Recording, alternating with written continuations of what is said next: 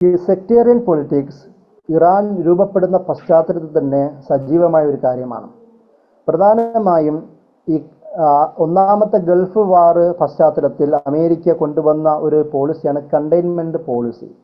സ്റ്റേറ്റുകളെ അവരവരുടെ സമ്മർദ്ദ അവസ്ഥയിൽ ഇടുകയും പരസ്പരം തല്ലിക്കുകയും ചെയ്യുന്ന ഒരു രാഷ്ട്രീയം പണ്ട് മുതലേ അമേരിക്കൻ ഫോറിൻ പോളിസിയുടെ ഒരു നയമാണ്. അതിൽ അവർ സ്വീകരിക്കുന്ന പ്രധാനപ്പെട്ട ഒരു വിഷയമാണ് അത്. മുമ്പ് സദ്ദാം എന്ന് പറയുന്ന സുന്നി ഭാഗത്തുള്ള ഒരു ഭരണകർത്താവിനെ ഉപയോഗിച്ചുകൊണ്ട് 8 വർഷം നീണ്ട യുദ്ധത്തിലൂടെ ഇറാനെ തളർത്തുവാൻ അവർ ശ്രമിച്ചിരുന്നു.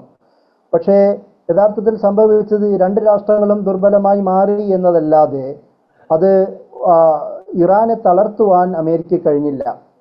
അത് മാത്രമല്ല, ഈ അമേരിക്കൻ ഫോറിൻ പോളിസി എക്സ്പെർട്ടുകളുടെ പ്രധാനപ്പെട്ട ഒരു വിഷയം എന്ന് പറയുന്നത് എൽക്കാലത്തും അവർക്ക് പറ്റുന്ന ഒരു എനിമിയെ കണ്ടെത്തുക എന്നുള്ളതായിരുന്നു. ഇതിന്റെ പശ്ചാത്തലത്തിലാണ് ആക്സിസ് ഓഫ് ഈവിൾ എന്ന രീതിയിൽ ഇറാനിനെ ശത്രുതയുടെ മുന്നിൽ, അതായത് പൈശാചികതയുടെ അച്ചുതണ്ടെന്ന നിലയിൽ ഇറാനിനെ ചിത്രീകരിക്കുകയും ആ അമേരിക്കൻ വിരുദ്ധരായ ബ്ലോക്കിന്റെ വെസ്റ്റ് ഏഷ്യൻ ഭാഗത്തുള്ള പ്രധാന എപ്പിസെന്ററായി ഇറാനെ ചിത്രീകരിക്കുകയും ചെയ്യുന്നത്. യഥാർത്ഥത്തിൽ അമേരിക്കയ്ക്ക് ഈ പറയുന്ന എല്ലാ നാടുകളും വെല്ലുവിളികളാണ്.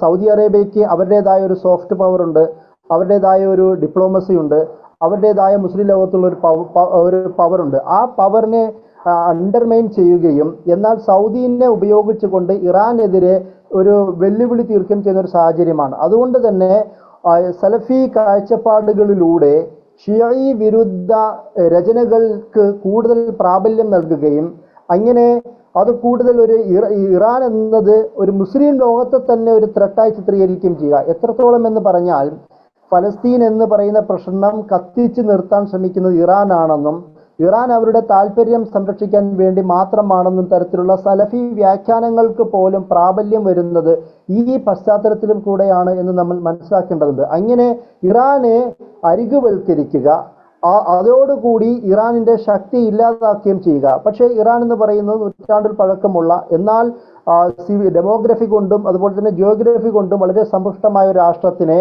അങ്ങനെ തളർത്താൻ കഴിയില്ല എന്നതുകൊണ്ടാണ് അമേരിക്കയും ഇസ്രായേലും അടക്കമുള്ള രാഷ്ട്രങ്ങൾ ചേർന്നുകൊണ്ട് അവരുടെ ആധുനിക ഇറാന്റെ രൂപീകരണത്തിന് ശേഷം നീണ്ട ഉപരോധം അവർ വഹിക്കുന്നത്. അതുകൊണ്ട് തന്നെ ഇറാനിൽ ആഭ്യന്തരമായ പ്രശ്നമുണ്ടെങ്കിൽ പോലും എന്നാൽ പോലും അവർ റെസീലിയൻസിന്റെ ഭാഗമായി അവർ പ്രതിരോധവും അതിജീവനവും വളരെ ശക്തമായി നിലനിർത്തുന്നത് കാണാൻ കഴിയും.